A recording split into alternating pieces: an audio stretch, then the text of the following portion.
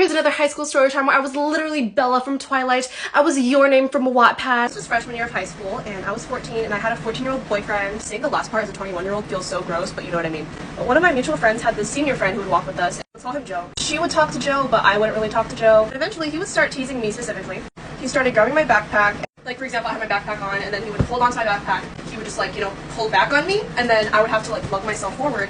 And I would always tell him to let go. So, of course, he would never listen. So he would deem that as my exercise for the day. And sometimes she would help me, because she was pretty strong. She would hold him down by his backpack so that I could go ahead with, but she would only do that sometimes. So one day I was sick, so I went to the nurse's office, and then I was late to drama class. Class had already started, so the hallways were so empty, and guess who was there waiting for me?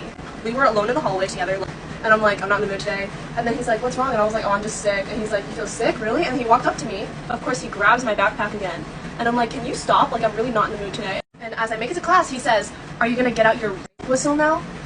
So then I told my boyfriend at the time, my 14-year-old boyfriend, and he's like, what do you want me to do about that? And I was like, I don't know, like, I just feel really weird about it. One day I was absent again. I got messages from my friends being like, hey, Rin, guess what happened today? My boyfriend comes over while I was absent and says, hey, Joe!